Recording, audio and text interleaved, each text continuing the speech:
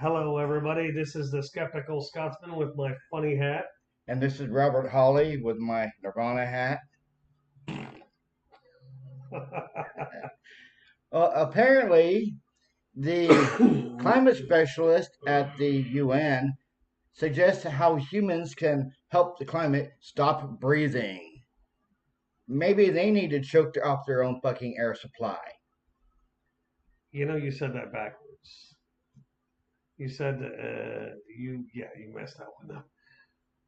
You just told me that they suggested that humans stop breathing to stop climate change, Well, and you didn't see. You garbled that all the fuck up. Yes, I have my camera next to his computer, so the stuff yeah, I do on mine, I don't care because I'm shrinking this down when I get home because I'm recording it. He's doing the live stream. It's okay. yeah. Because, yeah, last week I couldn't come because I had a wicked ass cold. I mean, like, I got off half a day early on Friday, and I don't eat soup, right? You Yeah, know, I'm like, yeah. I was chugging soup down.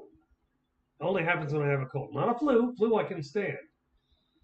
But I had a hellacious cold. I was on medicine. I'm still on Sudafed to keep my sinuses from draining all the time. That's why I sound a little nasally today. But yeah, that's why we didn't do this last week, is because I was down and out, and then I had to go to work this week. So yeah. And then you sent me a message that you were Optimus Prime.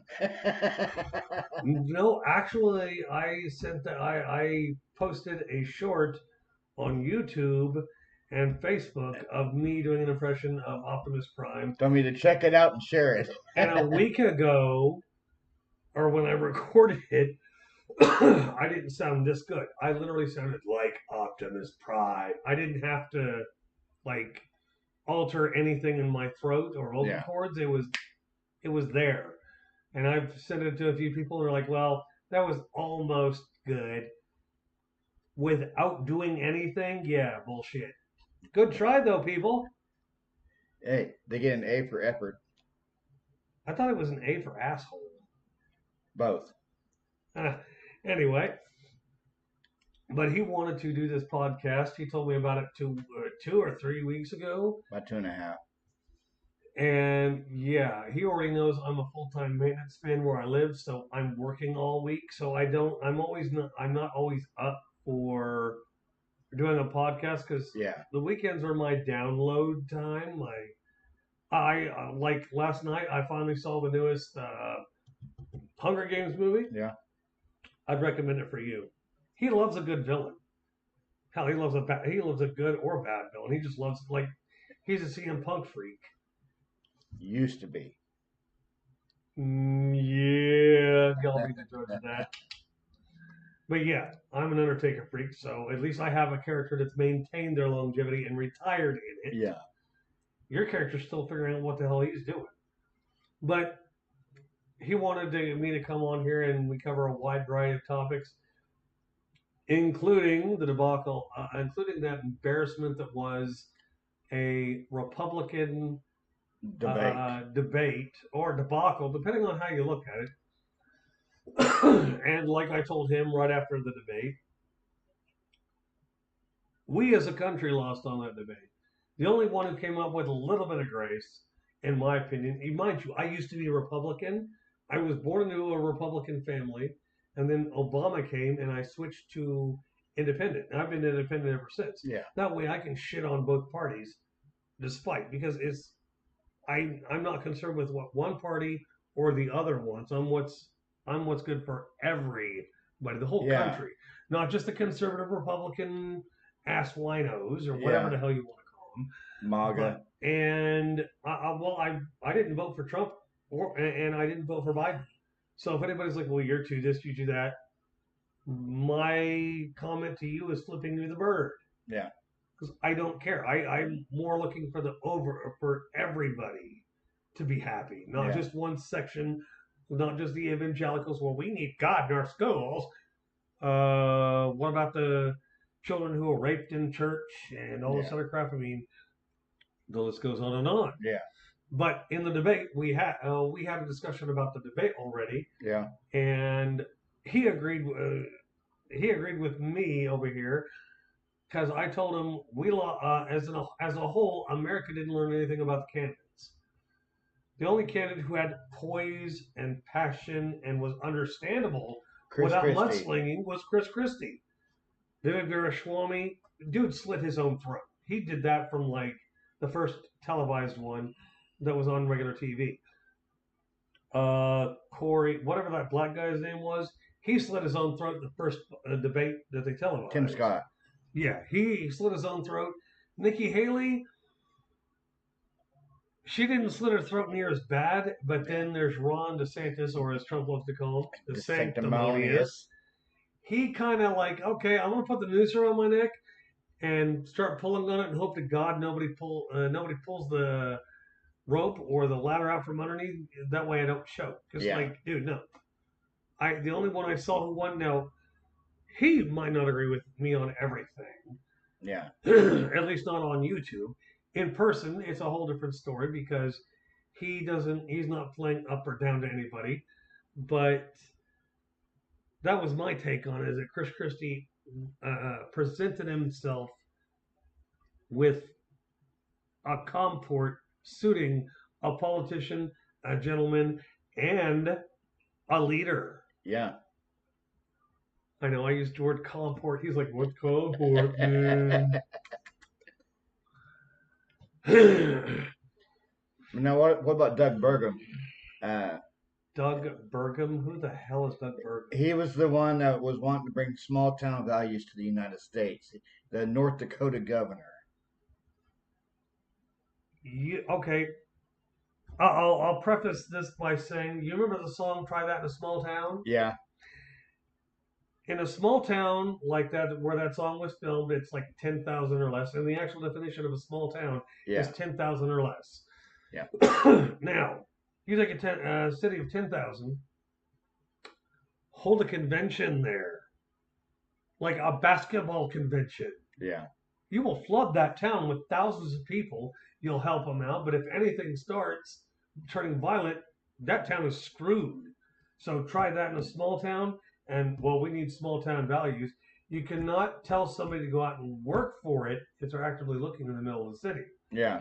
Like, I know people who, well, I can't get a job anywhere. Okay, what's keeping you? A felony, bad reference, several evictions. What's the problem?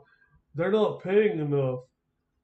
Nobody's going to pay you $25 an hour because you think you need to earn that much. Yeah. They're going to give you a starting wage.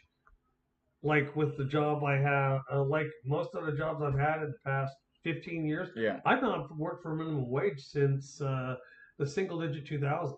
Yeah. My first job back in 1998 at Burger King on West Street, starting $5.25 an hour. How is it you're almost 10 years old? You're like 8 years older than me, and you started working when I was 18. 1998. I'd already been working like 6 years. I started working at 12. By the time I got to 18, I wasn't making minimum wage. Yeah. Yeah, it was. My starting wage was $5.25 an hour. Wouldn't you? Now, see, I don't get you. You couldn't have been 18. You were like what, 27? Yeah. Why would you wait so long to start working? Taking care of my sick mom. Yeah, I'm not buying that totally. I have to be a skeptic here. I'm not saying that it's not true, but wait until you're 26 to get a job. She had insurance. She had all the stuff you need to have caregivers. So what'd you do? Take the money and go get high? No. Well, it has to be asked. And yes, I'm not saying smoking weed's a bad thing. Not in a million years, okay? But yeah. I've been working since 1992 when I was 12 years old. I was cleaning a laundromat for an entire laundromat. I helped the laundromat lady clean the place for a quarter so I could play a pinball machine, but it was still paying.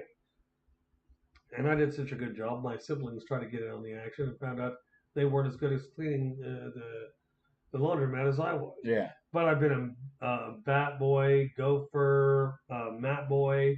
The difference, bat boy and mat boy are two different things. Mat boy happens to be in television. I used to organize a tape room there. But yeah, I've been a guy who cleans the stadium. Basically, almost anything with Bible salesman and preacher, I've pretty much done. And Chippendale, I haven't been a stripper. Trust me, you ain't got the body for it. I don't have to have the body for it. I just gotta have one part that's good. I know, and people are going, "Holy shit!" He just went there. Yes, I did. So I gotta take a big drink of from my enormous water bottle. No, it's not vodka. Because I gotta drive all the way back across the city to get home. I'm not driving that drunk. It's stupid. Yeah.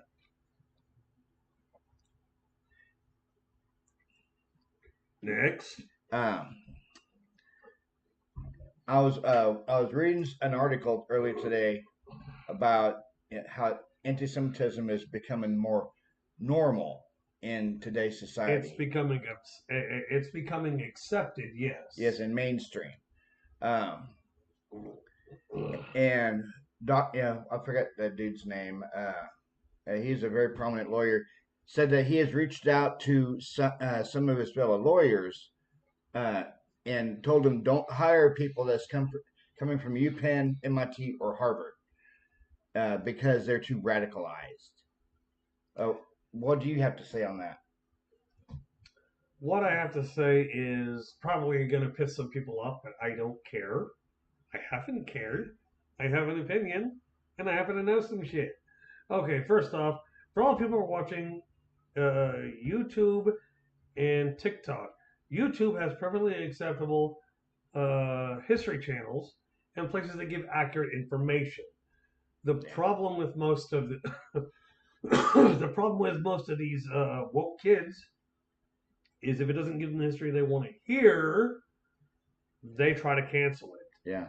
And when you're only listening to woke history you want to hear, or the history you want to accept, you end up getting revisionist history. It's like they're trying to say, okay, our colonial days were all about slavery. No, they weren't about slavery. They were about building a country. Slavery just happened to be one of the bigger issues. Yeah. And like a lot of these college students with a little paper signs, from the river to the sea, Palestine will be free. No. Let them try that over there in Gaza. Well, I saw that video too, and I totally buy into that. If you want Gaza to be free, go the fuck over there and say that shit there. Why won't they do it? Because you don't have the same fucking freedoms we have here.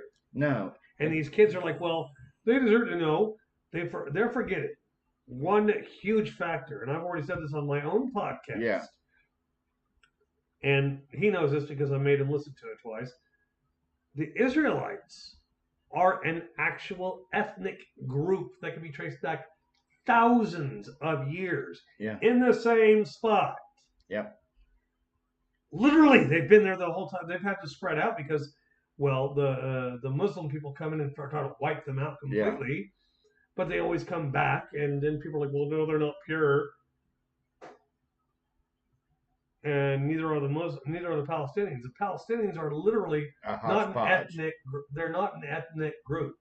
They're a hodgepodge of peoples that were like, well, we, every time they got defeated, they were put into the fold of something else. Yeah. And after enough generations, you have a hodgepodge of different peoples. Turks, Arabs, different tribes that got taken over. But the Israelites, the Jews, still have an ethnic footprint, a genetic link to that whole area. And I've got these woke friends right now who are, well, I've got DNA evidence. They send me all this information. And one of them sent me a link to a page claiming this is all genocide. The problem is there's no date on this article. No. There is no author name to this paper. No date, no name. It ain't information. It's trash written by somebody who's trying to scapegoat the Palestinians off to be, well, this is a genocide. Unless I'm mistaken, a genocide is where you eliminate all people regardless. Holocaust. Yeah, you could very well say that. But that's what everybody's call. That's what all these woke idiots are calling the bombing of Palestine. Israel isn't trying to eliminate Palestine at all. They're not trying to. Hamas wants to hide in the population. Yeah. That way, you have to destroy the entire population of Palestine To get to to get to them. Yeah.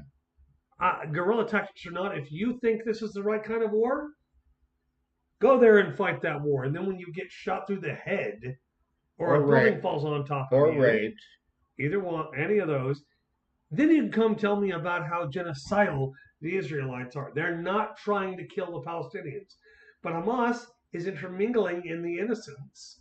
And yeah, people are going to die. That happens. Yeah. Well, just like Jake Sullivan sent a warning to Bibi Netanyahu, wrap this up within weeks. We want it wrapped up by the end of the year. It doesn't matter what anybody else says. Israel needs to eliminate Hamas, or the Palestinians can, I don't know, give the fuck up the members of Hamas. If they don't know who they are, well, guess what then? They have to keep going. It's not genocidal. If they were genocidal, they'd be indiscriminately bombing the shit out of the entire population of Palestine. That would be a genocide. This is not a genocide. No. This is them trying to get rid of a terrorist group that wants to eliminate Israel and the Israelites and all the Jewish people off the face of the earth. There's a huge difference. Why these woke kids don't understand that, I don't know. I'm not an idiot. I aced history. Yeah. History was easy. But these kids don't want to learn history. They want to learn gentrified history. History that with a certain TikTok history. You mean like TikTok gender studies? Well, we can't define what a man or woman is, then maybe you need to fucking go read a book. Backhand their ass with a book and watch them fly. Well, that offended me. Okay, you look stupid too. Big deal. And yes, I've actually said that to Gen Zers. And it really doesn't bother me because I don't care. Now, because of the whole TikTok history bullshit, Yeah. Gen Z wants the Diary of Anne Frank canceled because it goes against their narrative. You know how many books are banned currently? I went to a bookstore last weekend. You know how many banned books there are? Quite a fucking few. More than 30. You know how many of them I've read? All of them. Almost all of them. Like, for instance, the Diary of Anne Frank. Unlike Gen Z, unlike you guys, our generation, it was required in middle school. Yes. You didn't get to, well, I don't want to read this because it doesn't. Her diary was required reading in junior and senior high, or middle school and high school. For those of us who are old enough. It wasn't a banned book, it was required reading. Just like Harry Potter, the Harry Potter books. Yeah. They're now in a banned book section. I've read all of them more times than most people have. Why the fuck are they in the banned book section? Gen Z? Because evangelical Christians don't want witchcraft being taught to their kids through J.K. Rowling's books. The book doesn't have any magic spells in it. These are made up from the imagination of a lady. The people who, well, we can't have that in our schools. Put your head in your kid's playpen sandbox. Keep it there. If you think that J.K. Rowling's books are dangerous, damn, you're dumb. Just to justify my position. Okay, you know I've read them. Yeah. Here's a holy shit for YouTube. My 9-year-old daughter is on book 2. And I make her read aloud so she can memorize the book, so she can memorize what she's reading. It's worked. I can quiz her on stuff in the book. Yeah, who better to quiz her on Harry Potter than somebody who's read them? Yeah. She remembers every detail. She asked me, why isn't this character in the movie? Why isn't that character in the movie? Because she's seen the movies. Yeah. And some of these characters don't show up. She's like, why aren't they there? The movie changed some stuff. But why? I don't know. Probably to condense the hours. Well, like in all the Harry Potter books, you hear about Peeves the Poltergeist, and not once in Harry fucking Potter movies does he appear No. at all. He's one of the biggest players in the ghost world that there is. Literally, he's I think in every single book. Yeah. He's in the book more than the other house ghosts are, but yet he's omitted. But this is from a banned book because we can't have our children learning witchcraft and shit like that. Have you ever said Wingardium Leviosa to something and it float? No. Are you high? If you're seeing shit like that, if we're saying crap out of Harry Potter, I want the weed you're smoking. Because damn, that's a good trip. Yeah. Whoa, shit, it's floating, dude. Oh, the walls are melting too. Now, see, what I think is unfair is you have the Republicans who are giving their debates, and the Democrats who aren't. I think both sides should have a debate, whether or not they already have somebody in the office or somebody who's clearly ahead of the polls. Do I think that Donald Trump needs to get in the debate everybody? Yes, I do. Why? Have you watched any of his rallies lately? Clips of his rallies? He's Yeah. about as intelligible as Joe Biden is. Yeah. Well, he rambles on for a second, just slurring his words. It's like, dude, lay off the gin. Stay sober for a fucking minute. I mean, yeah, I get that Sleepy Joe is old. He's 80 or 81. He's old as shit. 81. He's old. He's going to forget stuff. He's going to go off on tangents, which none of us want to hear because it's like hearing your great-grandfather go off on a weird tangent like, gun or whiskey? One of them right now. He's on a tangent. We're going to hear about the good old days when they struck gold in California in the 1830s. Yeah, and even Joe Biden, half the shit he says has been fact-checked, and he has lied about. Like, I don't think it's more or less him outright lying. I think he's so old, he's starting to have a lot of senior moments. Like, I think it's a lot of senior moments. Yeah, like supposedly riding the Amtrak for 2,000 hours. That's possible. And talking about this one conductor, called him Joey Baby, and come to find out that conductor had died 3 years before Joe Biden said that he met him. And my dad had some senior moments because he said that he met Sam Walton. He met Colonel Sanders. He's met Marilyn Monroe, all when he was a young child, of course. And instituted those things into his life. The guy didn't work for like 13 years when I was going to school because I wanted to be a stay-at-home dad and make sure my kids knew me. Trust me, we knew you. Did we want to? Sometimes? No. Because interfamilial shit. Or you went through a wall. No, that was if I was dumb enough to get caught doing something. That's how you learn not to get caught doing shit. Because my dad was like a cop. Like, you come in the house late. If you manage to get to bed without making a sound, you might get away with it. If, like, somebody made a weird noise and he caught you, you still got your ass spanked. There were times where I made it all the way to bed, would be rolled over. I wouldn't be comfortable. I'd roll over again, and I'd hear my dad whisper in my ear, "Roll back over." No. Literally whips your fucking shoulders around and pop! Your ass is spanked right there. And it hurts so much. Because this is a guy who weighs like 300-400 pounds smacking your ass. Like, damn. He put sumo flex in that fucking spank. Well, fuck the Flex Seal. Give it sumo spank. E Honda style. Not to be confused with Gannon style. Thank you very much. Yeah, because you have RFK Jr., which I don't even know why he's decided to get in the race. Everyone in his family is pretty much fucking cursed. Look at his dad. His dad ran for president. His dad got popped.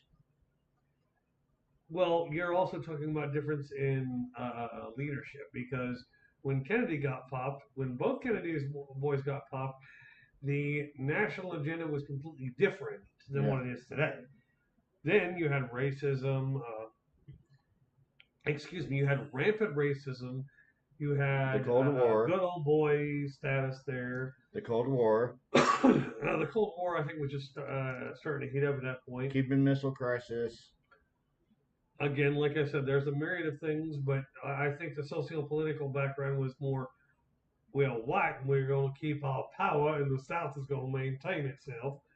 And now we're dealing with that outdated Southern good old boyism and throw in a good, healthy dollop of stupid wokeisms.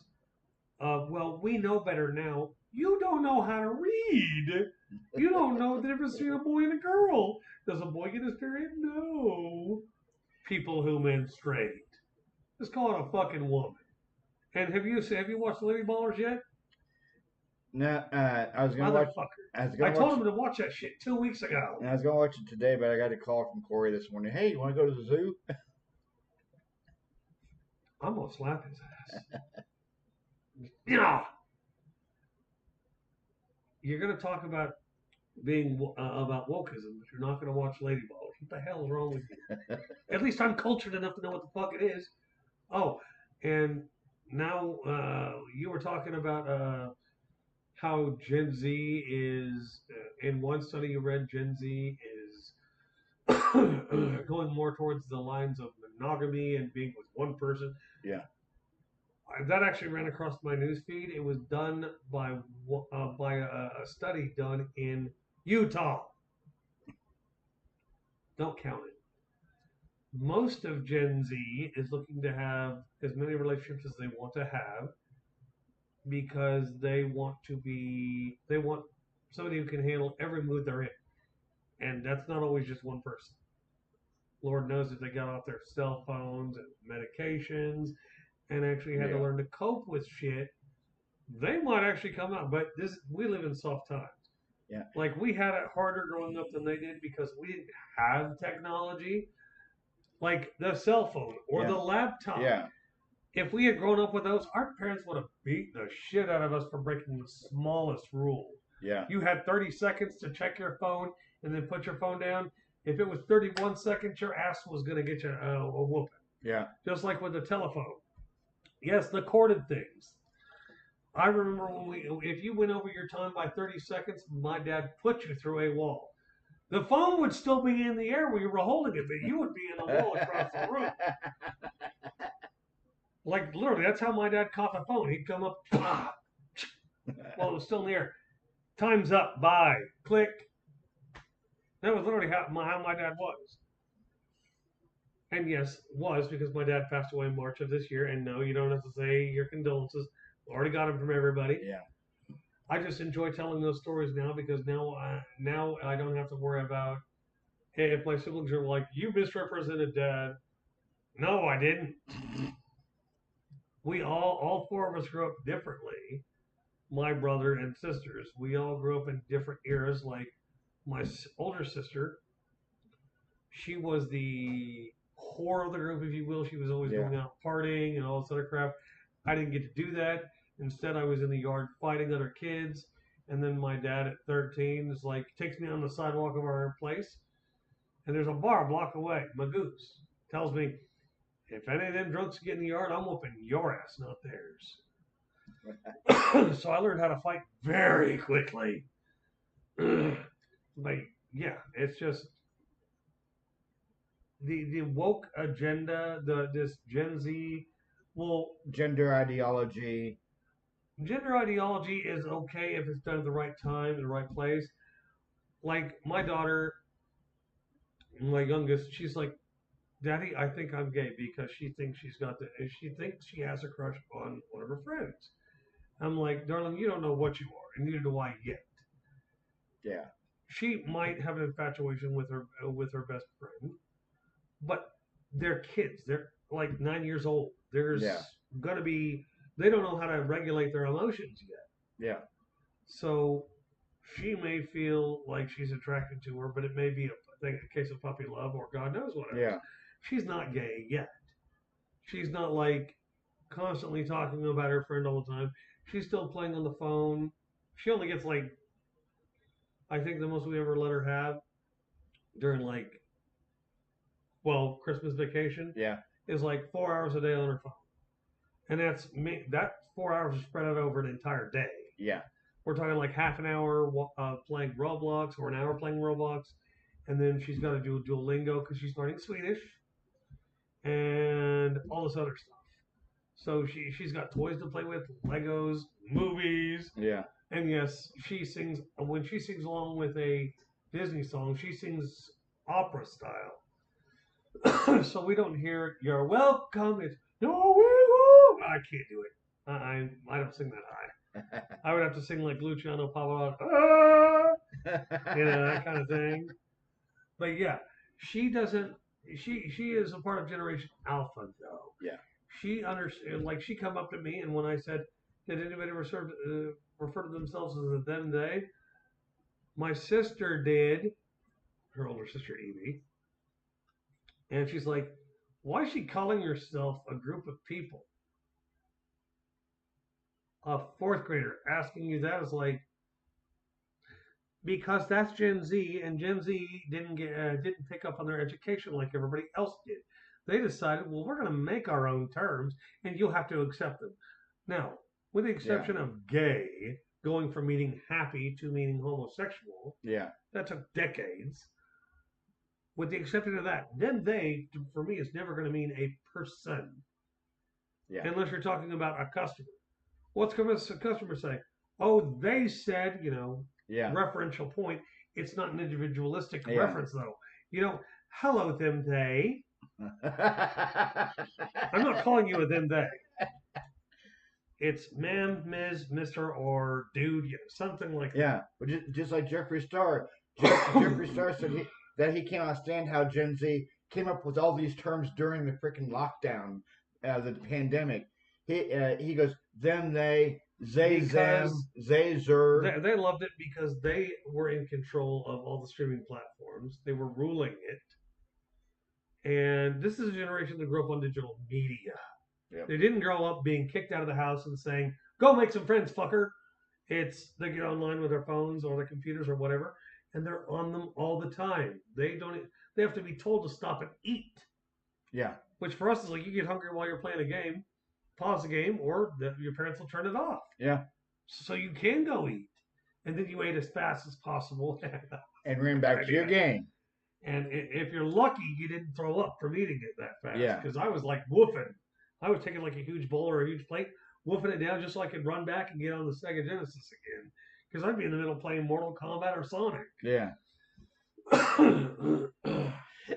Now, what about this whole Ramaswamy or Veeraswamy, whatever the fuck you want to call him, how he called the LGBT community a cancer in our culture that needs to be purged? Okay, here's an even better question. He was talking about COVID, right? Yeah. He made billions. No, I was talking about, he made a comment about the vaccines and how it was there were things that could have been done better. Okay, you made billions because you were the CEO of BioNTech, one of the companies that supplied us with COVID-19 vaccine. Yeah. Now, he made billions off of that. If you're so fucking smart, why didn't you get an audience with Donald Trump and give him, because you were too busy making money? Yeah. Oh my God, he made money. And then he's going to come up, well, this was the failure of the, no. You were the one providing the vaccine, fuckstick, not directing traffic. Yeah. So for a guy who's, well, you're not doing this, you're not doing, okay, you're going to run the country like this. Trump tried that and actually failed. That's why when people tell me, oh, I love his policies. What policies? What fucking weed were you smoking when he came out with policies? I've read his policies. I've had you read his policies. Yeah. And then when you're like, well, I liked it. When you said you liked his policies, what did I do? I grilled your ass on them. I told him, point them out to me, point by point by point by point. He goes into great detail. We had a week-long conversation, like multiple hours a day on the phone. Yeah. We're going over every single point in this man's policies. And at the end of it, what did you say? You're fucking right. because all of his policies failed. Who would have thought? Yeah, who would have thought? A dude who doesn't know anything about all these policies, let alone all these subjects. I mean, the guy won't even let his record from Wharton School of Business be released because he'll sue them if they release it. That tells you he didn't graduate anywhere near the top of his class. No. It had to have been significantly lower than Yep. that. Just like when he says he's a stable genius, which he said publicly. You know, for a guy who's a stable genius, he uses a lot of really tiny words. Yeah. A lot of tiny words. He's not even an eloquent speaker. Maybe it's to reference his tiny dick. I don't know. Could be. It depends on who you believe, Melania or Stormy Daniels, unless they're giving the same story, which, in that case, he paid you and you married him? Ew!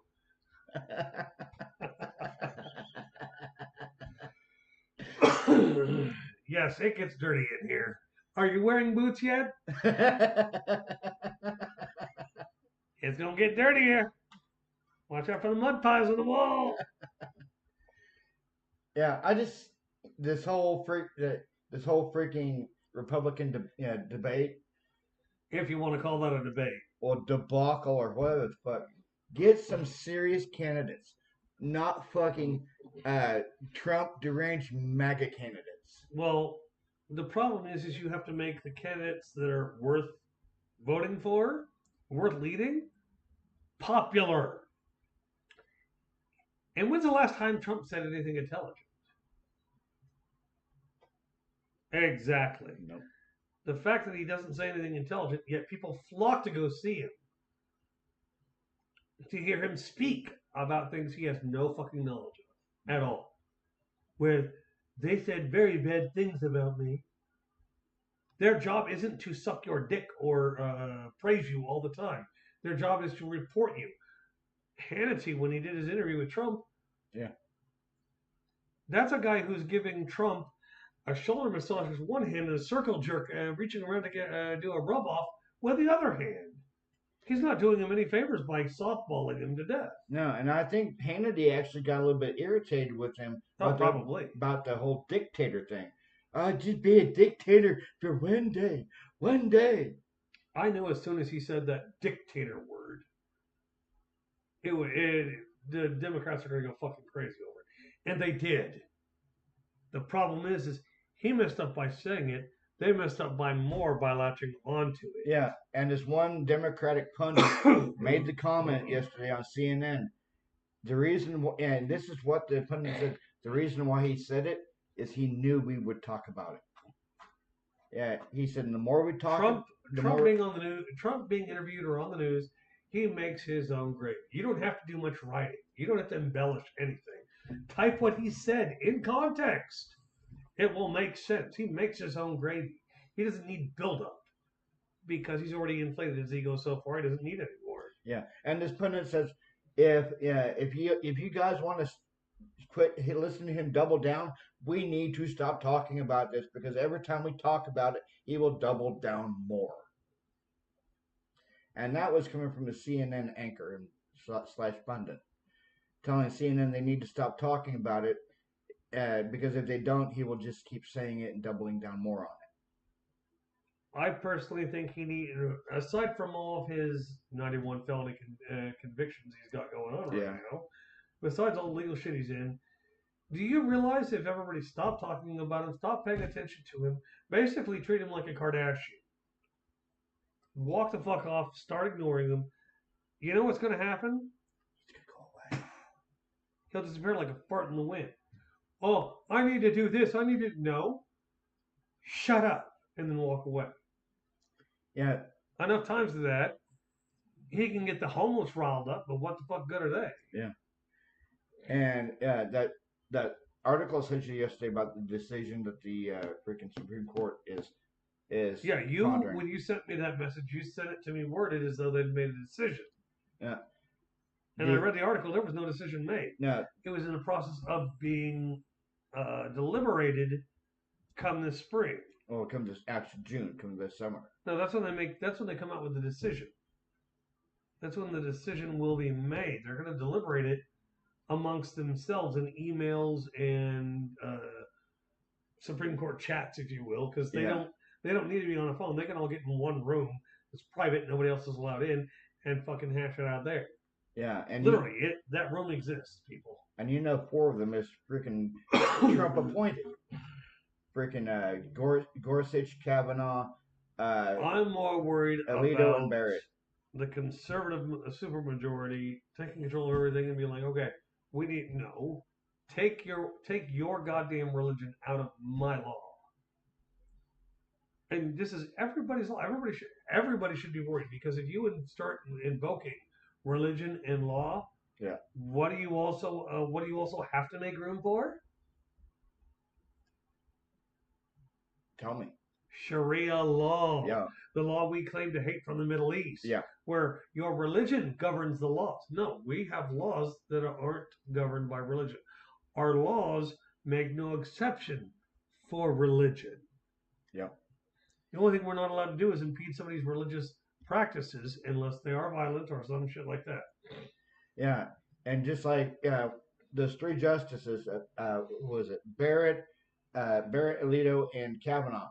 When they were getting confirmed, they all swore, we will not touch Roe v. Wade. It is a stare decisis law, so we won't touch it.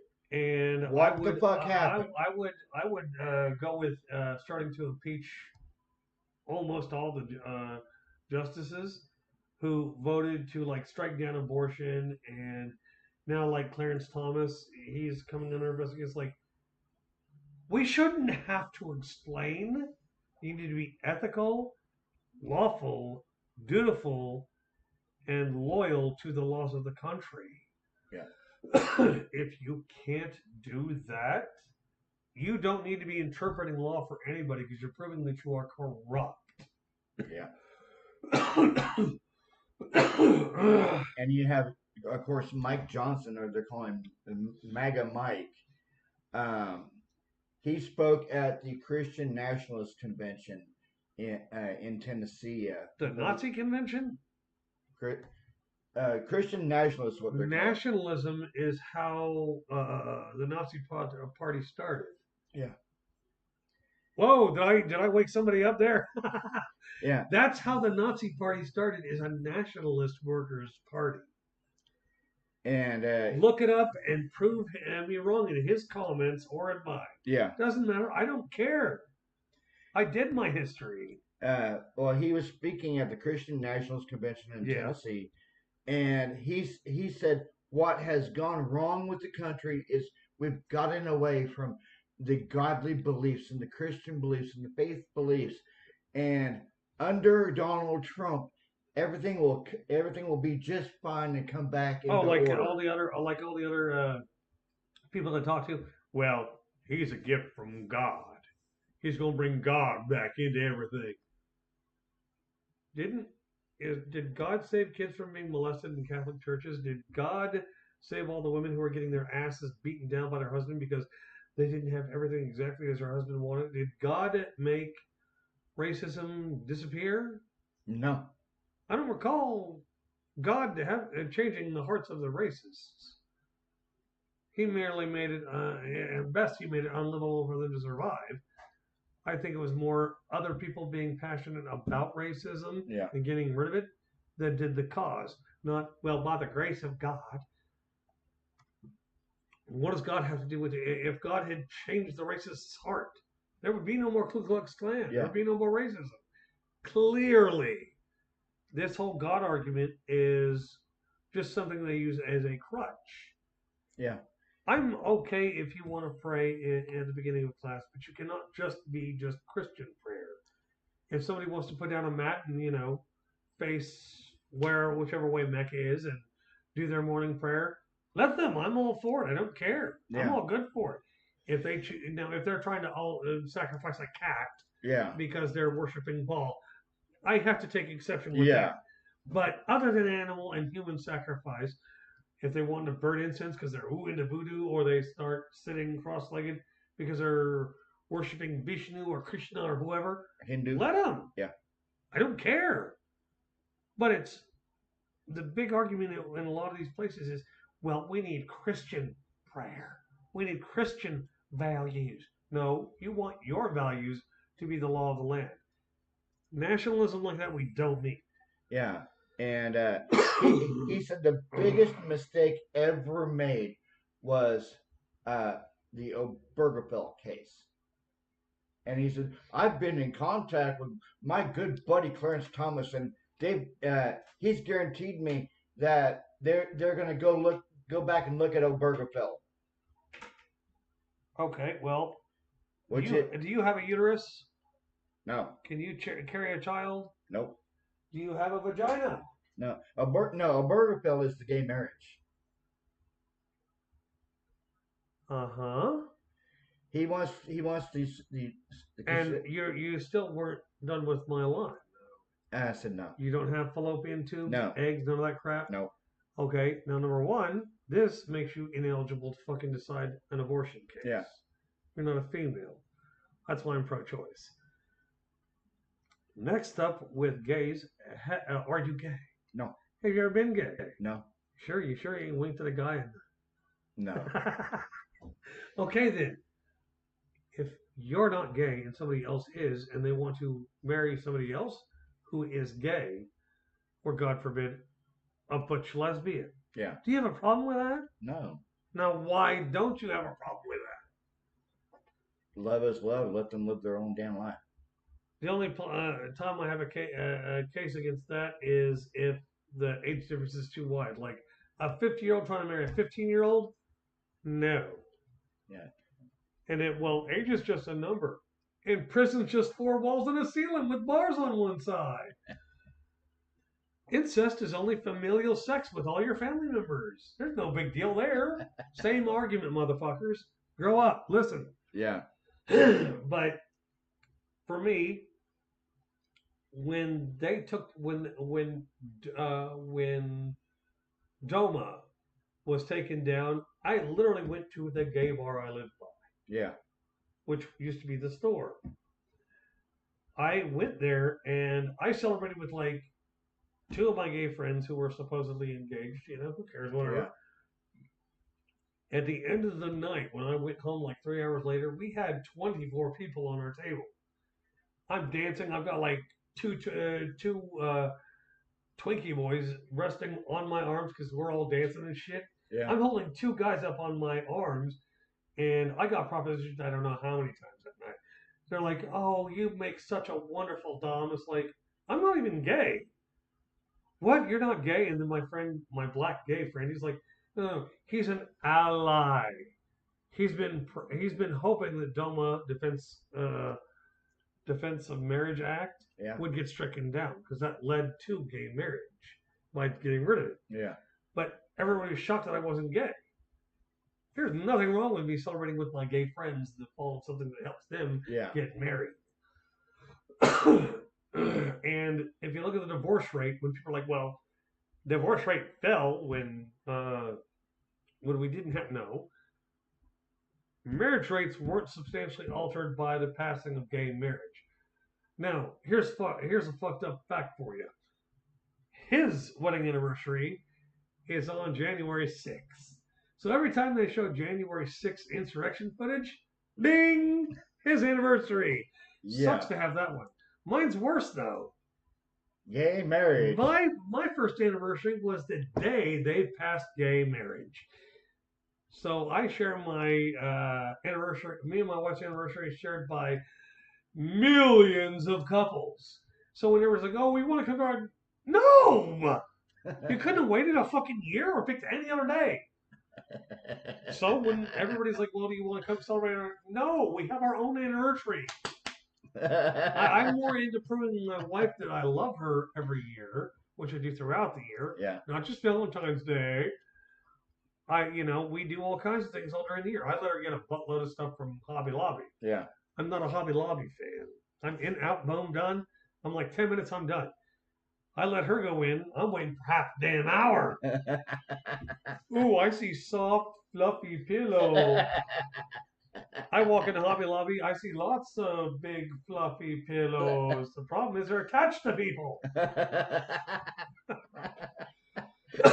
Yes, that may be misogynistic, but at least I know it is. There is a huge difference. And I'm not touching anybody's boobs. I'm not touching their body. I'm not even talking to them. Oh, well, you're lusting after another woman. I'm looking at boobs. I'm a guy. I'm not going to stop looking at boobs. I don't care. And if there's guys out there who look at boobs but their wives say don't, tell your wife to shut her fucking mouth. Because she's probably looking at some other guy's dick while you're looking at boobs. Or looking at his ass, or fantasizing about some muscular guy she saw. Oh, he's got muscles. He must be magical. Here, oh. That's why when they say all men are pigs, no, we're just honest about boobs. We're just honest about sex. Like, for instance, you're monogamous. Yeah. And you're married. So you and your wife have whatever relationship you guys have. It's monogamous. Yeah. Me, on the other hand, my wife is bi and I'm non-monogamous. So if I flirt with other women,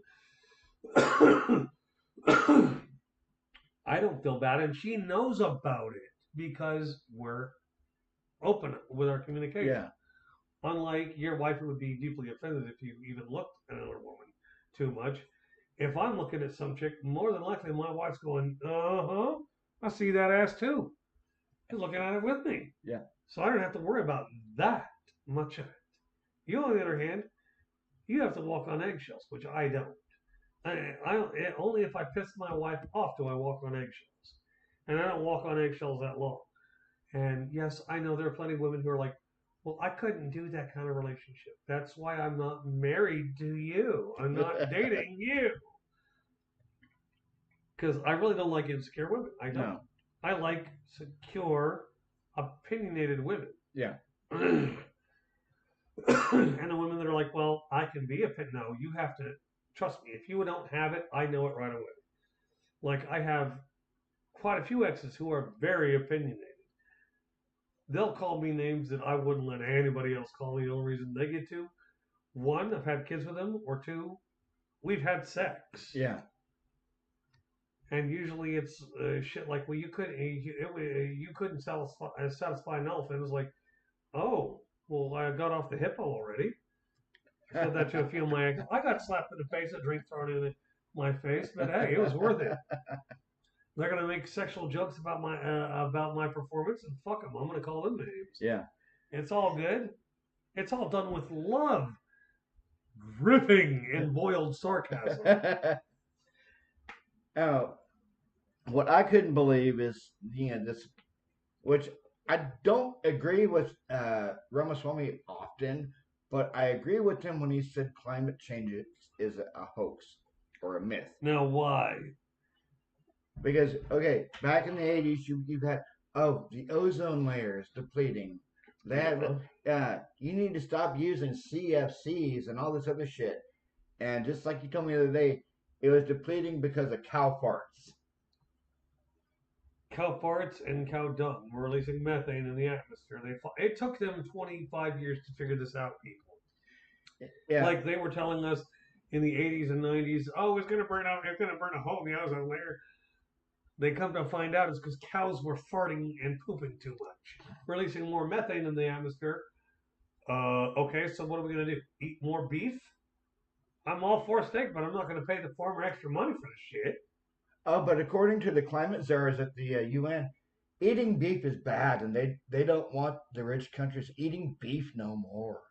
Well, according to which scientists you talk to, having sex is bad, breathing is bad, being alive is bad. I'm not unaliving myself to please them. No. If anything, more meat, more sex, more oxygen, more breathing. Yes, please. But yeah, look at them. They get to jet around the world in freaking private jets, and they're coming down on us because it's climate change. Go back and take a look at the statement you just made. They're off in private jets. Yes. So how they make all that money? How'd they make all that money? Rich. Rich and lying to people. Lying to people and telling people what they want to hear. That way they'll get more donations. Yep. Like they get very well funded. Well, I need a private plane because I have to go make up these speeches. And you're still getting paid for every speech you make. Some of them go on a block of every 15 minutes. Yeah. Like, let's see. Trump, I can't remember if he gets paid or not. I know Clinton, she gets paid for every speech she makes, and she makes a lot of money, dude, just making speeches. Kamala Harris, she gets paid for her speeches. I don't think the president does, even though I wouldn't pay him to talk anyway. I just put him in front of a turkey on a fake turkey on a fake table. Put a little grape juice in his glass, tell him it's wine. Give him 10 minutes. He'll never shut up. He'll start reminiscing about World War One. No shit. He'll reminisce about what. Dude, you weren't alive. I remember it deep in the trenches. Okay, dude, you're not Reagan. Back the fuck off. Now, here's an interesting twist. Michelle Obama is wanting to get in the race. I haven't heard anything about that, and I pay attention. I've heard rumors of people saying she was interested in getting the presidential race. I don't think she should yet.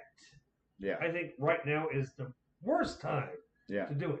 I think in my own mind right now, my own opinionation, let those parties weed themselves out. Yeah. Trump doesn't want to give up. Biden doesn't want to give up. Well, that's the problem we have is neither one of them wants to give up. We need to figure out which one of these two idiots is if they're only gonna be these two idiots, which one's gonna win. Then after that, go away. The two of you go off and die in a pasture trying to die better than the other. Yeah. Well, Biden said the only reason why he's in the race is to stop Trump. He said if Trump wouldn't have threw his hat back in the ring, Biden said he wouldn't have ran for re-election.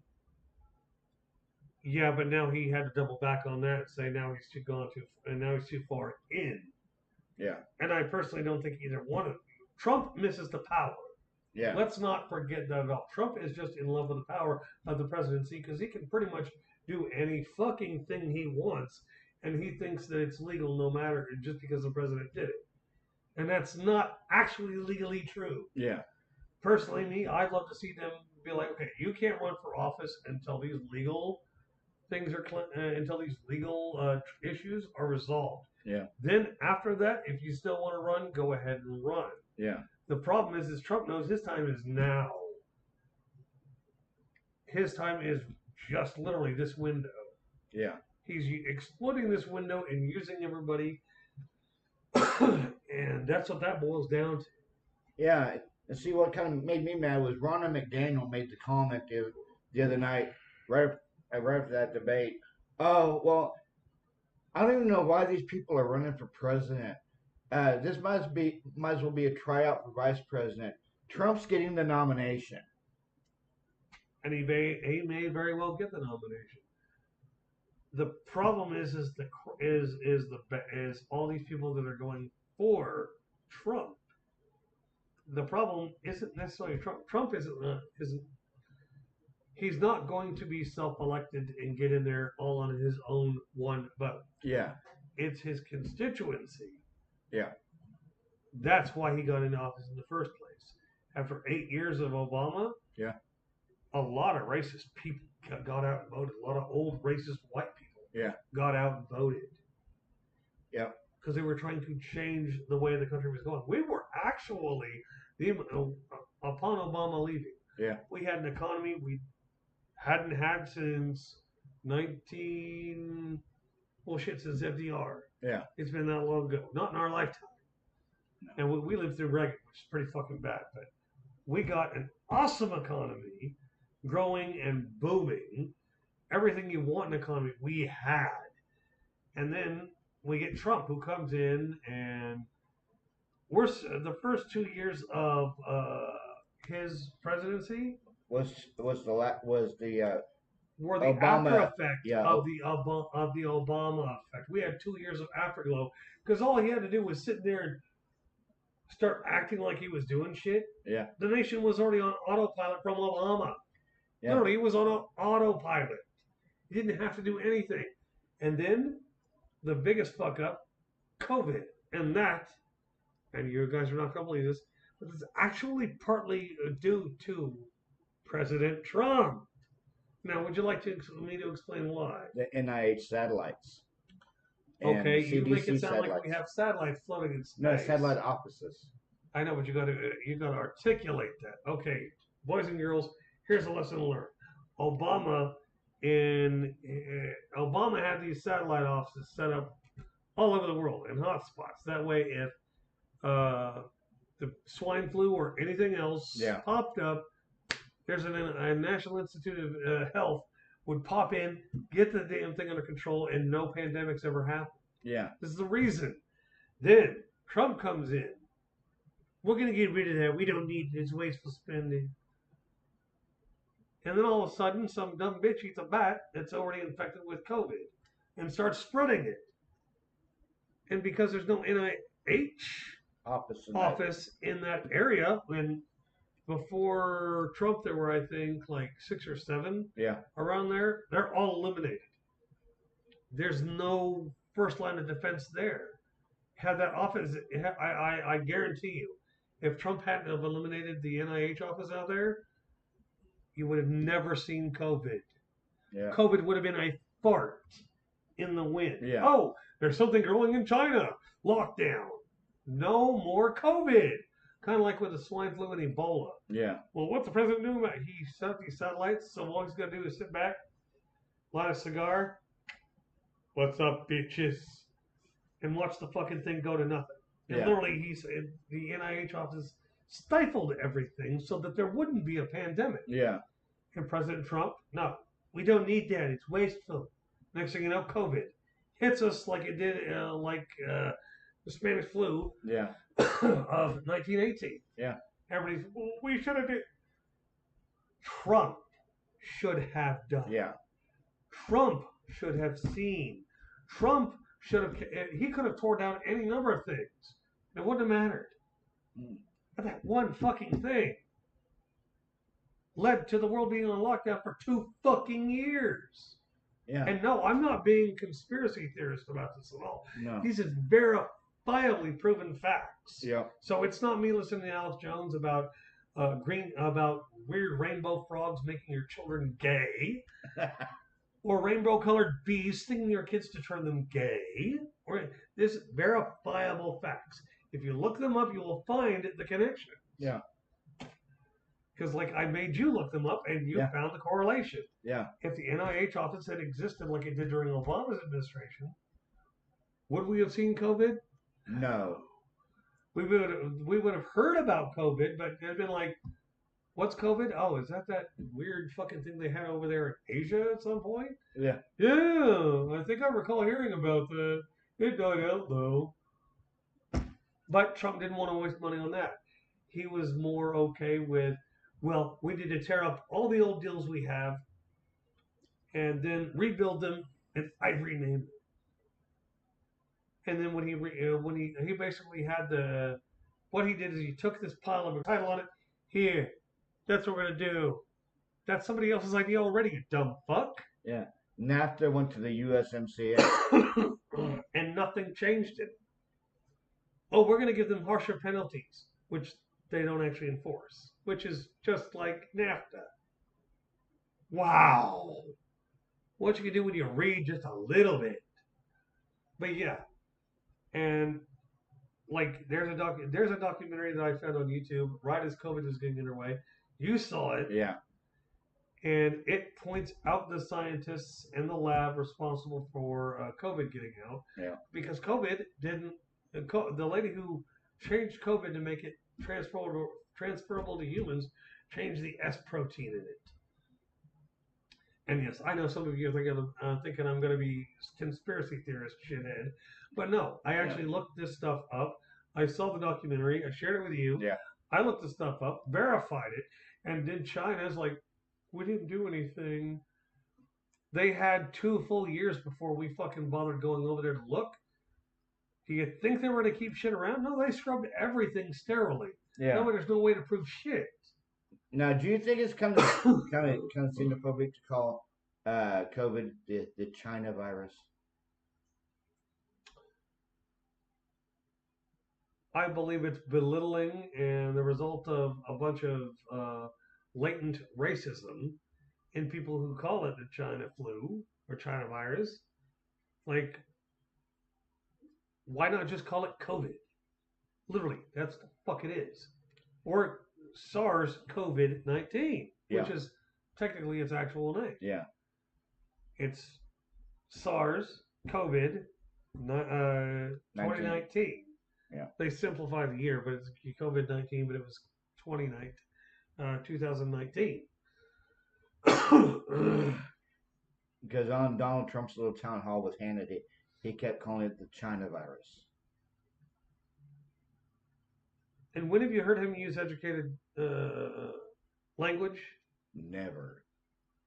And you were a huge Trumper back during the Trump administration, because we're both watching all these debates and these speeches, and he would of course be on Trump's side.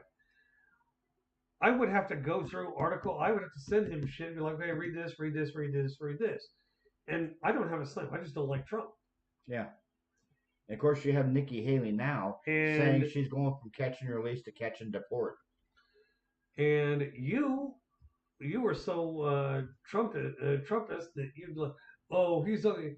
And every time you said he wouldn't do something, what did he do? He did it. He did what I told you he would do. Yeah. Because that's just how dumb and predictable he is.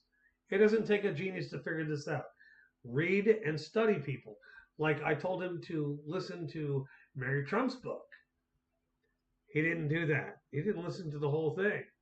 But yet he's going to fucking hound me down the day he decides to get, what's her name's book? Liz Cheney's book. Liz Cheney's book on Audible. And you got to listen to it. It contains so many revelations. Listen to Mary Trump's book. Then tell me how revelatory it is. Trust me, your opinion, if you listen to that whole thing front to back, if you're not convinced that Trump is a bit of a sociopath and an egotist, you have fucking mental problems. Like, I've listened to that book 24 times now.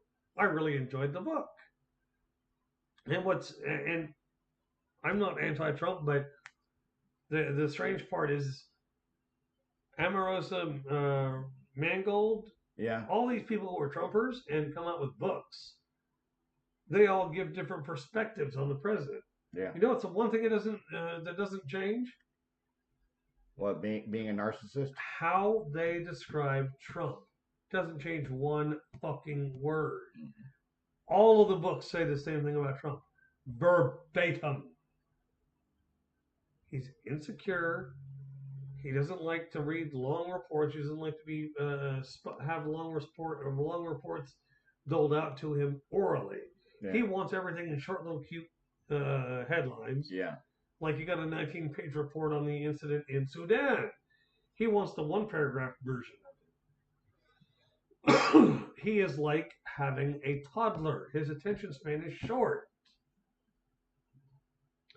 Now, had he been the intelligent man he claims he is, I might have actually liked him. Yeah. But he claims to be smart, but yet he blocks everybody's ability to look up his records. Yeah. Only a man who's guilty of lying would hide his own records to save his own ass. Yeah. Okay, next subject. See, don't you love that segue? I do agree with Chris Christie on a lot of things. Uh-huh. But there's something that tells me he's not going to make it past Iowa. Honestly, I don't think he will either. But as far as a candidate that's for everybody and for our Midwestern beliefs here, he's hands down the best pick. Now, if everyone's like, well, he's not MAGA, we don't need MAGA here. Yeah. We live in a deep red state, by the way. We live in a Republican-controlled state with a Democratic governor. We'll figure that one out. But I think the biggest problem we have now is you've got too many people that go to church every Sunday. God will save us if we go to church and wear really outlandishly nice clothes. Yeah. And it's basically a contest to see who can dress best for God. It's like, Yeah, who can outdo each other. what does God care? If you're actually reading the Bible and taking into account the new God, not the God of the Old Testament who is wicked and vengeful, but a God who is understanding and loving, then it doesn't matter what you wear to church. It doesn't Yeah. matter as long as you're worshiping Him. But Yeah. we have any viewers yet, or is it just kind of there? Yes, we're looking to see if anybody's actually watching this.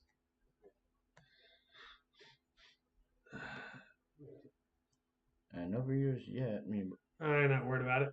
I'll have this on my podcast anyway. but so what do you think about the whole transgenderism with the guys playing girl sports and all these politicians?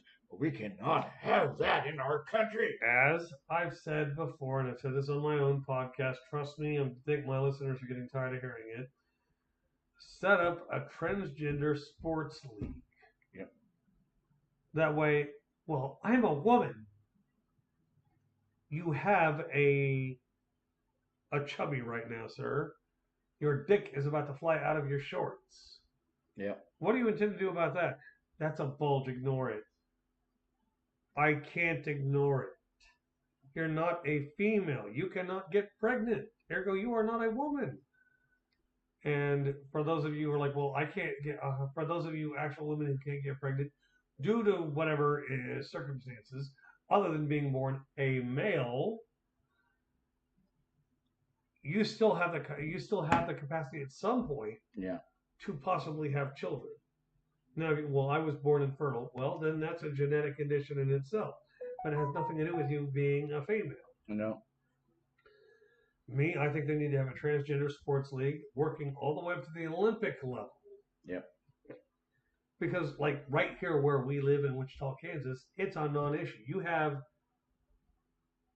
3 trans students in all of collegiate sports here in Kansas? Yeah. I think that's it. Now, in places like New York or California or other places, they've got more athletes, and those athletes instantly garner attention. But for here, it's such a non-issue that passing gender banning sports laws don't make any sense because it's a non-issue. Yeah. Less than 1/10 of 1% of all students who are participating in sports are transgender. Yeah. That is so small. Yeah. It's not worth putting a law into effect for it. No. But oh my God, that's not a girl. You're not a Christian either. You're judging people. Did I break a rule? Yeah, because you have like what's her name, Riley Gaines, who freaking was on a Kansas. They were on the campus of the college sports team or whatever, and in Kentucky, and she was helping. What's his name? No, she's from Kentucky. I thought. No, she was swimming for Kentucky at the time that we had the Eric Schmidt freaking Republican runner against our governor. And there's the Leah Thomas who was swimming against Riley Gaines. Yes. And like this happened in Kansas. I guess this happened on the premises of a college campus here in Kansas. But the only person who had an issue with it was Riley Gaines. Now, am I saying that Leah Thomas should have everything stripped from her or him? I'm not sure. What I am sure of, though, is that it's such a rare incidence here that we didn't have laws against it because it doesn't fucking exist as a problem here. No. Another state made it their problem to let this person be on the swim team. That's not on us. It's on that school. They want to be inclusive, okay. But like I said, if it starts becoming a problem, create a transgender league, but we're not going up against very good athletes. You're going against each other. You all want to be trans man, woman, intersex, whatever the hell it is. Yeah. Y'all want to be gender swapping people? You have your own sports league now. Now it doesn't matter. You could even be on steroids and fucking kill it. We don't care. It doesn't matter what anyone says. Yeah, who cares now? You got your own sports league. Run it, set some records, set some standards. For God's sake, be fucking professional about it. Well, we can't do it. We want to compete against these other people, these other sexes. Okay, if you have a dick, you are a guy. If you have a vagina, you are a woman. Yeah. If you identify as a female and you stand 6.5 feet tall and you're trying to play on a women's basketball team, but you keep getting elbowed in the dick by women trying to defend you from putting them in a basket, yeah, basketball is probably not the sport for you. No. That or, again, transgender league. Yeah. Instantly solve that problem at all. Now, I'm not saying transgenders don't have the right to exist, but the case of actual transgenderism is so fucking rare that I knew about it, you knew about it. Yeah. But the kids had no idea. And then all of a sudden you got these politicians. No. You have these woke fuckstick professors and influencers. You come on, I decided I'm going to live my life as a woman. But you're not a woman. It's not hard math to do. And no, I'm not being a conservative asshat here. We're having an open dialogue about what we're talking about. If you disagree with it, let us know. Write a comment. Yeah. Like on my podcast, when it gets released tonight or tomorrow, when we're done shrinking it, I'll probably get a lot of hate. And I look forward to every moment of it. Yeah, man. I got to move that over here. See, yeah, there you go. Yeah, make sure I'm camera ready here. But yeah, we're having a dialogue. We agree on a lot of things, but the things we disagree on, like we disagree on quite a few things. Yeah. And we call each other names. We go off on each other. I mean, he's called me some fucked up shit. I've called him some equally fucked up shit. There's a time where I told him to go out to a gay bar, grip some dude's dick, rip his pants down, and eat that dick. He said, "Fuck you" back to me. I was like, "I'm sure you'd love to, but you're still thinking about that gay dude in the bar, aren't you?" He told me to fuck off every time I brought that up, like for 2 weeks. It was funny as shit. How that guy at the bar taste? Fuck you. Yep. And the funniest part is you're blushing about it.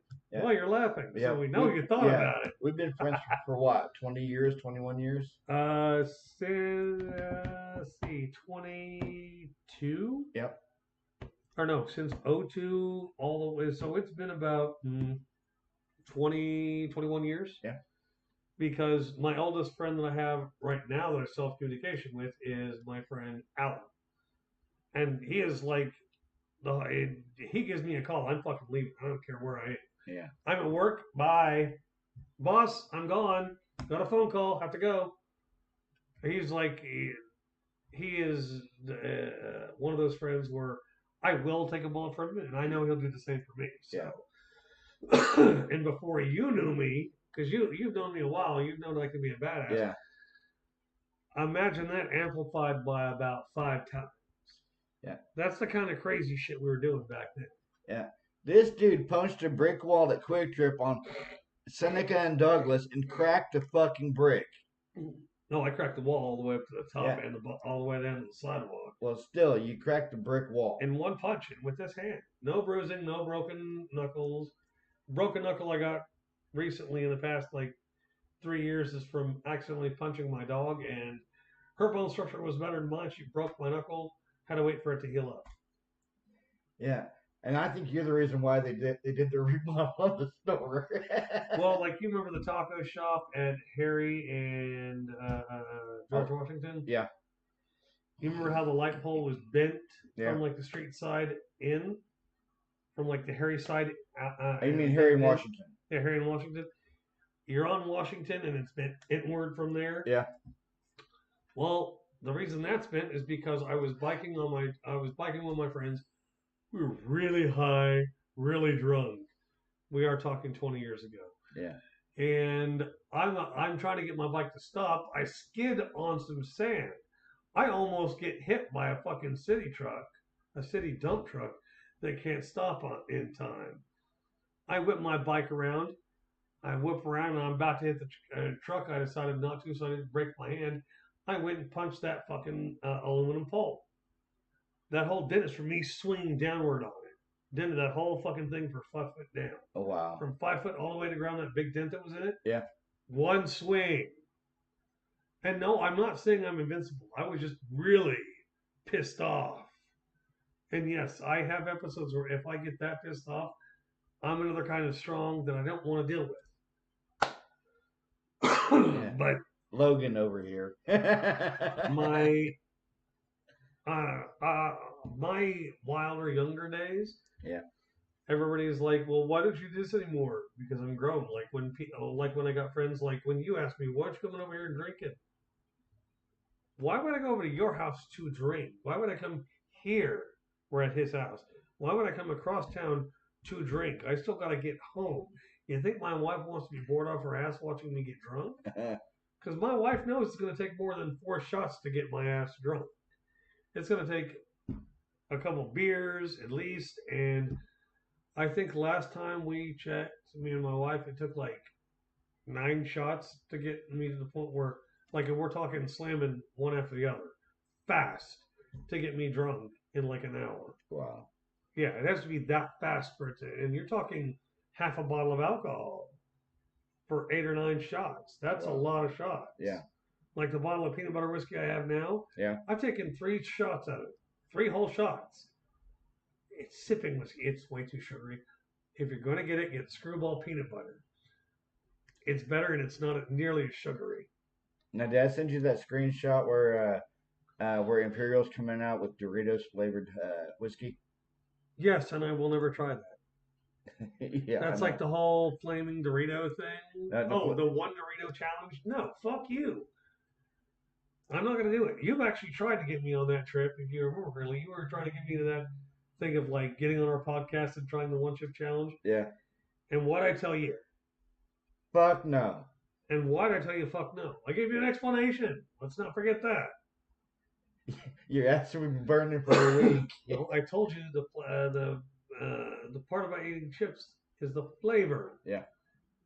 Good barbecue isn't about heat. It's about flavors. If the heat complements the flavors, yeah, go for it, bitch. If all you're doing is trying to melt your tongue out of your skull, no thank you. I don't eat that shit. I actually know how to make my own homemade barbecue sauce. You know, you buy it every year. Yeah. He buys a jar of it, and apparently it goes down like gangbusters. Everybody who tries it loves it. Yeah. And it's not me boasting saying it's good. It's him. He's like, you got any more jars? No, I only make small batch. Like I make 6 jars, and then if I don't sell all those, I end up having to pour them out after like 6 months. Because there's a lot of flavor. There is some heat. There's like quite a bit of heat, but you can't tell me that shit isn't flavorful as all fucking hell. Like you can taste the different things in there. Because you were saying that Corey and Carmelina tasted it and they couldn't get over they were like stunned by all the flavors in it. Yeah. And a lot of your friends were like, they couldn't believe it had that much flavor in it. Yeah. It had the heat. It brought the heat. Yeah. But it was also like mouth-wateringly flavorful. Yeah. So yeah. Yeah, it was funny. My wife, I let her try some on a piece of barbecue beef, and she's like, oh, and runs to the fucking bathroom. Okay. Did she wait for the taste to kick in? Nope. Then why are you giving her hot stuff then? Just to see her run. You should now go rub your tongue on the top of your mouth. Spread those flavors out. I guarantee you, instead of heat, you'll get flavor. Yeah. Because whenever I make the barbecue sauce, I stand on my tongue, swish it around, and then spread it on my tongue. Spread it out. Yeah. Instead of getting all the heat gives way to like the depending on what batch I'm making. Yeah. Like the Louisiana hot sauce. Yeah. The garlic, the onion, the honey, If I use agave, then you can taste the agave. Yeah. The agave and the honey taste almost the same. Yeah. Agave tastes like watered down honey. Yeah. And I use copious amounts of onions and garlic. I don't care. But He's not a vampire. I am, but you don't want to know what I'm sucking blood out.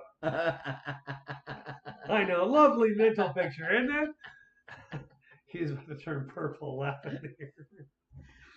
Okay, but yeah, I make it different every time because different things, Yeah. They're like if I taste something that's like if I manage to make barbecue sauce in the springtime, I'm gonna look for something like a blueberry ingredient, Yeah. or a floral ingredient. And you've tasted some of those seasonal ingredients. They pop the fuck out. Yeah. Like you get this overwhelming floral burst. Yeah. And it interlaces itself throughout the flavoring. Like you taste the heat, you taste the flavor, then you get that one little weird flavor of fruit in there, and it's like I think one year he asked me like 5 different times what fruit I put in it. Yeah. Yep. Yeah. Come on, man, you gotta tell me. Yep. He had no idea what the fuck I put in it. And you know what I put in it? What? Mango changed the flavor of that whole fucking thing. Yeah. It tastes so good, makes you want to slap your mama. He's the one that tried it. I can produce my own barbecue sauce on demand, but I don't. But then again, unlike you, I'm multi-talented. I do tattoos, I do woodworking, barbecue making, grilling, and my daughter loves grilling. You give her chicken made from a grill, she'll eat that shit cold. She will let it sit in the fridge and get frosted. Oh, wow. And then eat it like not a problem. Now we'll see how many times you lose shit on Facebook because this is live and we're cussing, right? That's why I labeled not for children. Same here. That's why my channel for the most part is labeled not for children, because I swear, and usually in my podcast I'm drinking a beer. I'm enjoying a beer because it's been a hard day. And belching. Yeah, well, what happens with beer? But I'm not doing anything violent. Have I asked anybody to kill anybody? No. Have I incited a riot? No. Have I asked people to grow a brainstem? Yes. Have I asked people to learn? Have I asked people to research? Yes. But have I fomented any kind of riot, insurrection, or civil unrest? Nope. They do. If the people do that from watching my podcast, then they woke up from a sleeping state. It's not because of my podcast that they're going to get violent. It's because they finally woke up and realized that certain areas you have to be violent in. Yeah. But I'm not inciting violence. Now here's an interesting one. You saw the fall of Minneapolis, right? Yeah. Now, what did you think of that documentary? Because I watched it too. Full disclosure, we both watched it. I saw it before he did. He saw it and then texted me and said, "Oh, have you seen this? You got to see it." I'd already seen it like 2 days before he did. But go on. George Floyd is not a saint. He was going to die any fucking way. And I told you that when I found the original coroner's report. What did I tell you? Because I sent you a copy of it, did I not? Yes. And then you sent it to me thinking it was a different one. I got the one that wasn't highlighted. His ass downloaded the one that was highlighted and sent it to me. And then I looked at them both and I'm like, dude, these are the same fucking document. One's highlighted, one's not. And I told him, read it now. Instead of fucking just looking at the highlight, read the whole thing. And then I told you to look up the lethal dose of fentanyl and methamphetamines. Yeah. You did, and you learned, just like I had to a while back, that the amount he had in his system was lethal. Yeah. You could give that amount to 2 people, it would still kill both of them. But he was on a lethal dose of fentanyl. He would have died in booking. If they had arrested him and everything had gone like it usually does during an arrest, he would have gotten to booking and fucking passed away and had a heart attack right there. Yeah. Fentanyl would have killed him. I can't breathe. 27 times as saying something means you can actually breathe. These are the laws of physics. Ask Neil deGrasse Tyson. if you have a 100-pound weight on your chest and you can't say something, you're out of breath. If you can say, I can't breathe, I can't breathe, if you're saying it that loud, guess what you can do? Breathe. You can breathe, motherfucker. And no, I'm not anti-George Floyd. I'm anti-dipshit and tomfoolery. Like on my podcast, I have long maintained the position that Derek Chauvin didn't intentionally go there with the intent to kill George Floyd. No. And I also said that Derek Chauvin wasn't responsible for George Floyd's death. And the documentary proves that Derek Chauvin isn't responsible for his death. The people are like, well, he was on his neck. And the documentary shows photos of that fucking exact pose in the book. And he was on the back, not the neck. No, he was on his neck. And in the picture of the training thing, it shows the officer in that exact. They match up exactly. Yeah. No, I took a picture of the photo. Yeah. And my wife went and had a clear version of it made. Yeah. Line them up. Boom. Perfect. That was textbook. So anybody's like, no, that was textbook. Yeah. They wanted to make a martyr out of a guy who was a criminal. Am I discrediting BLM? No, BLM does that all by themselves. When they went out on a limb and started defending guilty black men who were breaking laws, that's where they went wrong. Michael Brown being a huge one. Now, on my podcast from a while back, he remembers it because he was there when it got made. He was around when it was made. You told me you listened to that bitch like 4 times. He listened to it a lot. But in my podcast, I point out that he and his friends were robbing a convenience store. He walks away from that to keep from getting caught. Him and his friends decimate the place. Then they leave. Not a few minutes later, he's walking down the road towards a cop, walks up to the cop in the cop car, tries to take his weapon out of from the cop's holster so he can use it on the cop. The cop wrestles him off and then proceeds to shoot him as he runs away and then he gets shot and he's running towards the officer and keeps getting shot and then he runs away again and falls down. I watched the video. I watched the full unedited video. Yeah. He's getting shot as he runs away. He comes back, gets shot 2 more times, runs away, gets shot a few more times. Michael Brown was not innocent. No. And I've sent you some of the videos of him and his friends beating the shit out of the elderly in an apartment complex. Yeah. And Michael Brown was the one who went up and fucking knocked the old people sideways. He full on bear punched them in the side of the head. These are 80 and 90-year-old people. Yeah. They should be dead from him swinging. This is the guy who got a full ride scholarship for football, playing football. Full ride scholarship. Gave it up to be a gang banging bastard. And his parents, he was an angel. No, he wasn't. Yeah. But all of this crap with BLM that George Floyd was a catalyst for, and they don't realize they're making a fucking saint out of somebody who was more guilty than he was innocent. Yeah. He used fake money. He was high. He was claiming he was claustrophobic. He was claiming he had COVID. He was claiming his mother had just died, even though his mother died 2 years previous. Yeah. When you say you're claustrophobic and you're in a small-ass van, considering his size, he's crunched up more than a minivan than he was in the cop car. Yeah. I'm claustrophobic. I can't take... No, you just don't want to go to jail. You broke several laws, so guess what? You're going to go to jail. Yeah, and even the cop in the documentary said that he had dealt with George Floyd a year prior in 2019. Exact same. Yeah, he was fucking downing the pill. He was downing the pills when they got busted. He was trying to swallow them. Yeah, exact same circumstance and exact same behavior when he when he got busted. Yeah, when he was trying to be arrested. When dude was trying to arrest him. And I can't breathe. I can't breathe. I can't breathe. Yeah, and literally had George Floyd been reported honestly, it would have been 3 or 4 sentence headline. That's it. Yeah. Black man pulled over and arrested for counterfeiting and possession of drugs. Died on scene. Will be missed. Survived by daughter. That's it. There wouldn't have been any other headlines other than that. Yeah, but thanks to the woke ass media. No, thanks to BLM, and then wokeism, and then that race baiting asshat, Reverend Al Sharpton.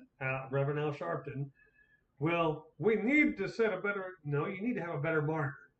If you're going to pick a martyr, pick someone who's a stand-up civilian, a stand-up man in his community. Let him die. Then I will be behind you 100% of the way. Yeah. But a guy who has a fucking rap sheet that's not just tiny, it's quite extensive, and those are serious charges. And he's a drug user, a drug addict, and he's high on drugs and breaking several laws all at the same time. Yeah. I'm sorry. I'm not going to buy him as a martyr. He's a shitty martyr. I can't buy the narrative. Well, he was a good man. No, he wasn't a good man. Yeah. His daughter actually made a statement on the anniversary of his death. I can't believe my dad's gone. He was such a good man and a good father. She doesn't know the man he was. She's too young to know the man he was. His true self, he was a drug-using, drug-selling, career criminal, if you will. He was in and out of jail. And he waited till he was, in his late 40s? Yeah. Before he had his daughter. And then all of a sudden, well, I got to be alive for my daughter. We're not the ones who decided to have a kid in their late 40s. You are. You know? Yeah. I mean, that's not our problem. Our problem is you broke the law, and then all these people were like, I wish I hadn't called the cops. I wish he hadn't left his house. Just stay the fuck where he was. Yeah. You don't want to die, and you're high as shit. Stay the fuck home. Yeah. But I needed a pack of cigarettes in here. I was gonna take this $20 counterfeit bill and pass it to the freaking clerk. Forget about that crime too. I mean, he wasn't a martyr. He was a shitty martyr. Yeah. Now, Michael Brown wasn't a martyr, clearly, but everybody was like, they had riots over him dying. It's like, yeah, you have a riot over a gangbanger dying because you think it's just black police on black violence? No. What about the several armed black men during the BLM movement who literally would run towards a crowd of protesters? That way the cops wouldn't do anything to them, and then as soon as they walked away, the cops would fucking lay it on them as hard as they could, stopping them and then shooting them because they'd whipped out their weapons. He was an innocent black who was a felon who owned a gun and pointed at the cops and was attempting to shoot cops. Where the fuck is this angel person in that scenario? Yeah. It's the cops. Yeah. The BLMers are literally obstructing justice by their woke ideologies of, well, Black Lives Matter. All lives matter, motherfucker. And I've been saying that the whole goddamn time. Yeah. Not black. All lives matter, except for child molesters. Those people can go to hell and burn. Yeah. I mean, look at Kyle Rittenhouse. I was actually for Kyle Rittenhouse. Yeah, so was I. And I still am for him. I defended what he did. Like, I sent you the video of what happened to him because you sent me some weird fucked up YouTube version of what happened. I sent you the full length of what happened. If I was in his shoes, I probably would have done the exact same thing. Yeah. They were going to kill him if he didn't shoot one of them. Yeah. He had to prove he could kill somebody for them to back the fuck off. And you could literally see one of the guys running up with a fucking gun. A gun, a skateboard. That skateboard missed him by inches, if that. Yeah. And then when he shot them, yes, I understand there was a huge mess up because the riots going on. Police didn't understand what was going on. Not only did he go to turn himself in, he went back and turned himself in. Yeah. This is a kid who's not trying to escape dude, if I'm guilty, fucking put me away. I don't care. At least I'm clean. Yeah. I can die with a clear conscience. That I respect. This crap of, well, we're going to destroy a city because we stand for Black Lives Matter. No, you're enabling criminals and sociopaths to fucking have a ball with you. Yeah. And they get away with whatever they want. Fuck you and that opinionation. Yeah, and there was like several commentators talking about how they felt the judge was on his side because the judge let him pick the one of the jurors, be a jury foreman, and I don't know. I don't recall much about anything. I just remember people. Right wing media was screaming that he's their darling. Left wing media was like, this man's a murderer and he's crying like a fucking bitch. He needs to grow some balls and admit that he liked killing them. If you like killing people, you either belong in prison or the military. And usually the military doesn't take some kind of the people who enjoy killing. yeah, I think he got a really, really low, mild form of PTSD from that event. yeah, And as I have PTSD now, I didn't want it. Don't ever want PTSD. yeah, When you have PTSD, even if it's very manageable, like his appears to be, you have very emotional episodes. yeah, Like when I was learning to wrestle my emotions again after PTSD, I would cry for no goddamn reason. Just start crying out of yeah, nowhere. Like yeah, when I was in, like when after I got out of physical rehab, I was waiting to go back to work. yeah, I'd break down and just start bawling. I'm sitting there laughing at something, but I'm bawling my eyes out, and my wife be like, "What's wrong?" Nothing. I'm laughing, but you're crying for. It's like you're sad. I don't know what the problem is. That's all in your head. It's yeah, literally all. And no, I'm not saying PTSD is something you can snap your fingers and change. Depression, maybe. The PTSD, no. It takes you have to learn to control it and to figure out your triggers. Whole litany list of shit. yeah. Just like Kyle Rittenhouse, he's trying to get in at Arizona State University for the online courses. A few of the Arizona State University students are boycotting it, opposing it. Oh, he's racist. He's a murderer. We don't want him in our school.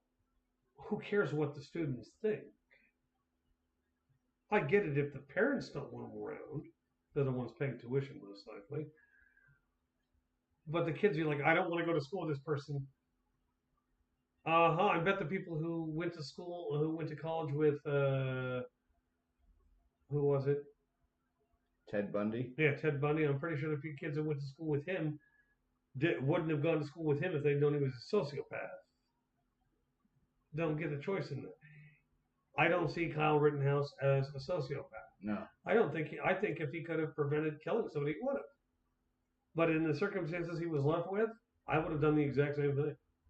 I probably would have shot a few more people to get him to just stop fucking chasing me. These are people who don't give a shit. It's what's right in their book, not what's actually morally right. Yeah, but yet during the trial they portrayed the rioters out as victims. What about all the stores they destroyed during that riot? Are they not victims? All the stores during all these riots that happened, where the police were getting frozen water bottles thrown at them, were they not victims? All because the left anarchists or the anarchistic left, we want freedom and we have to have it now. You ain't earned it. You just don't. You just want to tear everything down so you can have it the way you want it, and fuck everybody else. Yeah, That's not the way to run a country. A radical utopia. No, that would be an anarchistic utopia. And Yeah. it's not. Anarchistic utopia is not something you want to see. Because then if, like, okay, say I walk up to a guy and I want to fuck his girlfriend, I kill him, I get the girl. Or two, he kills me, I'm dead. Yeah. Because there's anarchy, there is no law to Yeah. that. It's like the purge. Well, that's the bad part about anarchism. And, like, there are people who want communism to come back and take over in waves. The problem is communism has never worked. Mm. Every system in which communism is set up, it fails. Yeah, see, just like here, what it was this past Thursday. What's his name? Volodymyr Zelensky flew to the United States, had a sit down interview or meeting with Joe Biden. Yeah. Discussing aid for Ukraine. he had a meeting with both the Speaker of the House and Chuck Schumer and in Moscow Mitch McConnell. And Mitch McConnell and Mike Johnson says no aid until our own borders are fixed. Well, as opposed with Ukraine, I think we made two mistakes. And seeing Volodymyr Zelensky is now is despairing because of what's going on in Israel with Hamas. Because all eyes have been turned from Ukraine to Israel, and he don't like it. Because it's taking away all of his funding. Yeah. We made two pivotal mistakes when it comes to Ukraine. One, we keep giving them money. I get they need money. They don't need that much fucking money. We're sending them like the drones we're sending them are $1,000 a whack. Some of them are $5,000 a whack.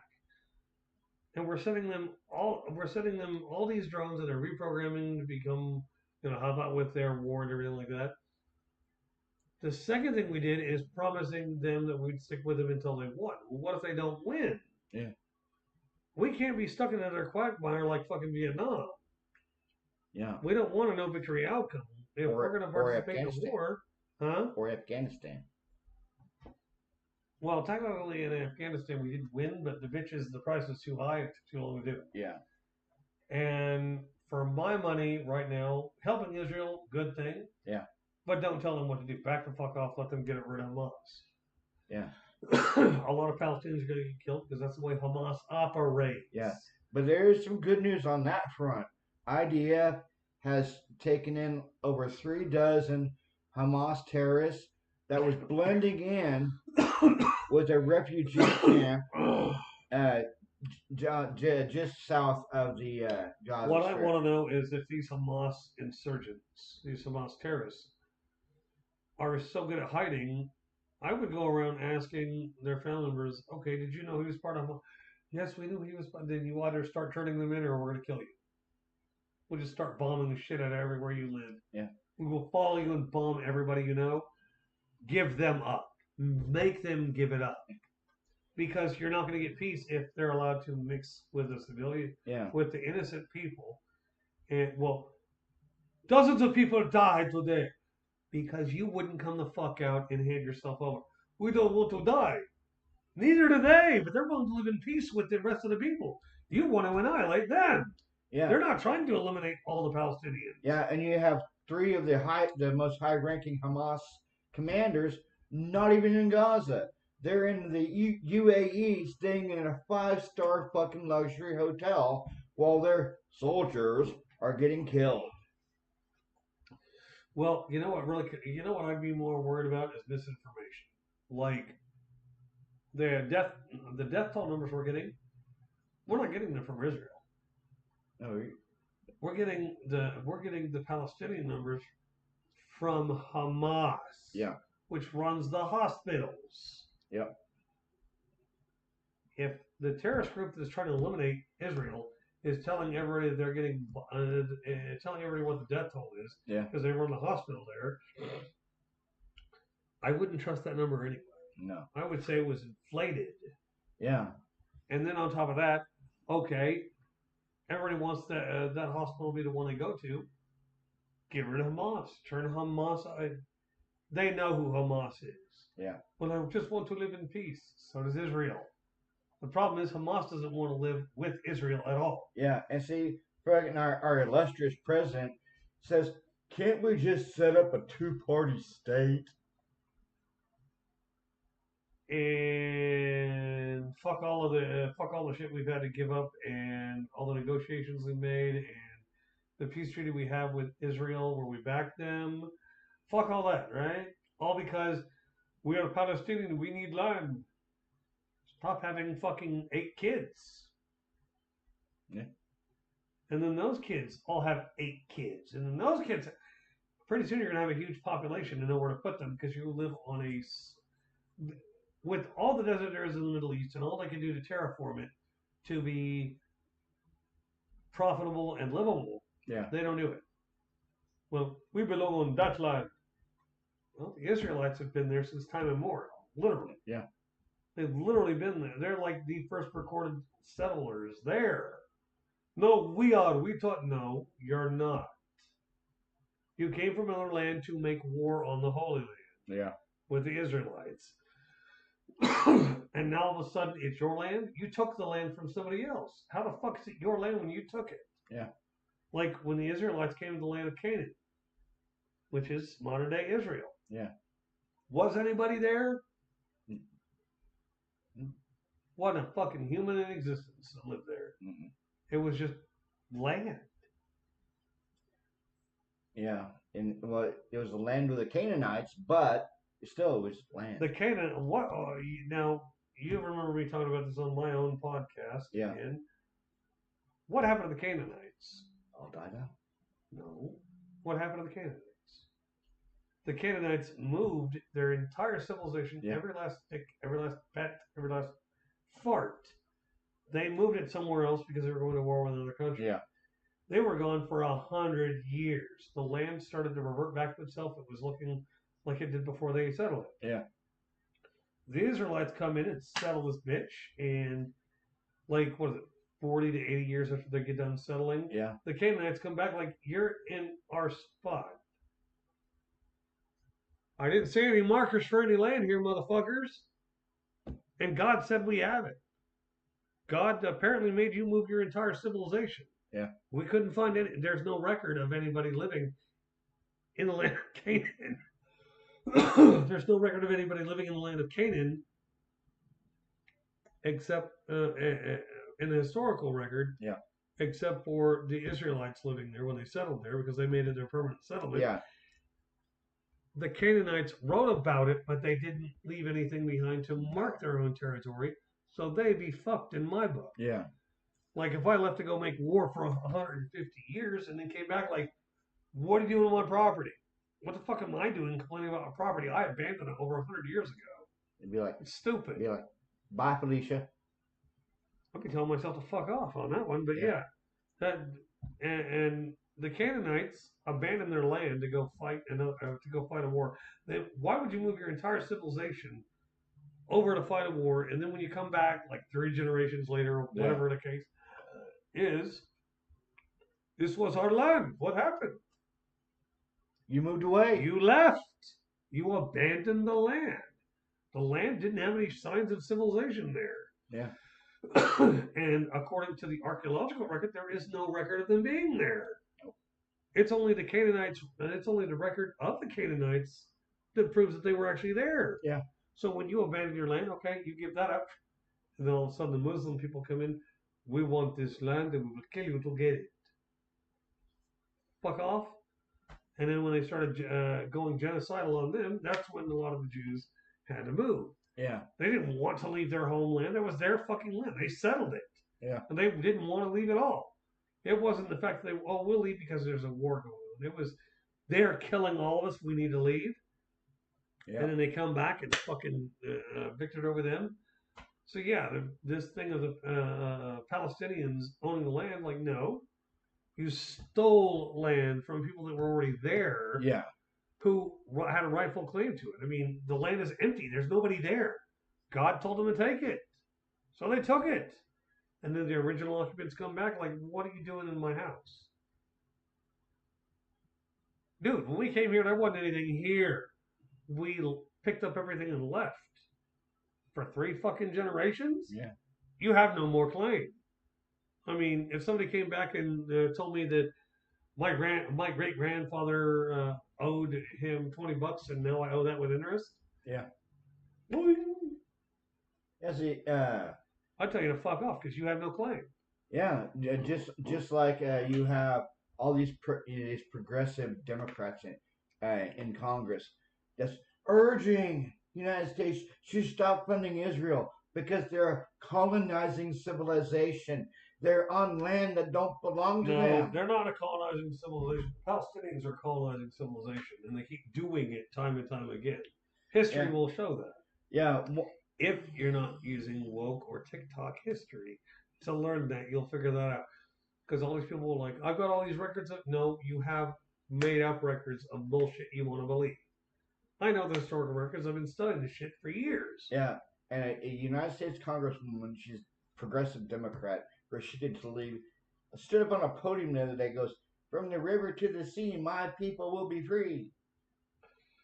And that's actually against United States policy to do that. And the fact that students are doing these things tells you how many people are so stupid they get influenced by TikTok, Snapchat, and YouTube from the extreme left. Yeah. Because like I've watched some of these videos, and okay, you remember the name Hebron, right? Yeah. Do you remember the city of Hebron? Yeah. Now, there are maps that go back fucking centuries, if not thousands of years.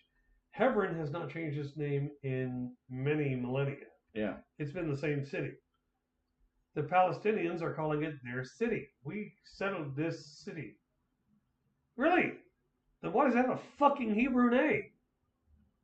Hebron is Hebrew. Yeah. It's not Muslim. You learned something yet? Did ya? Hebron is Hebrew. It was founded by the Jews. It's been there for fucking centuries, if not millennia. So when they say that the Palestinians named it, why the hell would Muslims or Palestinians name something Hebrew or Jewish? Why they give it a Jewish name? They wouldn't. That's why the problem is, people. People are running this shit off of TikTok that, oh, Hebron is an ancient Palestinian city. Are you stupid? I don't even remember what the fuck the name Hebron means. But I know it's not Palestinian or Islamic or Muslim. No. If it was fucking Hebrew. If it was Islamic or Muslim, it would be a Muslim name. And it's faith. Clearly not. And people have been pulling up. People are like, well, no, and we've thousands of people have been pulling up maps. Yeah. That show that Hebron was there since even before the Palestinians knew what to call the place. There was a place called Hebron. Yeah. So this shit of them being there forever? No. When they got there, it was already named. So your claim of them already no. It's bullshit. It's dead. You're over it. Get over it. Bye-bye. See ya. Move on. Yeah. Well, unfortunately, we have to wrap this up because my throat's getting dry, even though I've been drinking this huge fucking gullet of water. Like, I'm getting empty now, and when I came over here, it was more than half full. But on my podcast, that's why I'm looking at my camera, I will have more for you later in another podcast because I got to make another podcast, damn it. And hopefully I get some insight back from you guys. Yeah, it's sort of interesting, to say the least. Remember, I'm not making the history up that I'm quoting. We both know this history. We both took history class. This is not hard shit to learn. If your TikTok history teaches you all these woke things, get a better teacher. Like, seriously. Or get rid of TikTok. Are you kidding? Gen Z getting rid of TikTok? I'm talking about freaking the politicians. No, let the kids get off of TikTok, and watching it, the entire generation will crash. But anyway, I look forward to seeing comments, videos, or response videos if you care to send them. Whatever you want on my podcast, go ahead and do it. This will be titled Food for Thought. Let's call it part 1. Okay? So peace out on my podcast. And for his podcast. Like, subscribe, and share not only my podcast, but his podcast. Because we do this for you guys. And yeah. Like I said like I told the viewers on my one of my latest podcasts, we're not getting paid. Our channels cannot be demonetized because we haven't monetized them. No, we're doing this because we enjoy the shit out of it. So if it offends you, fuck off. Yeah. We can't demonetize what's not monetized. Worst they can do is send us a thing saying, "Well, you have to change this out of the other." Now, yeah, so that goes with that. We enjoy making these videos. We're not monetized, thank No. God. Oh, come on, you're gonna leave me hanging? He's having to look at the camera like, is he holding up his fist? Okay, you do your outro. All right. Like I said, like, subscribe, share my channel as well as his channel. I am the skeptical Scotsman. That's what he believes.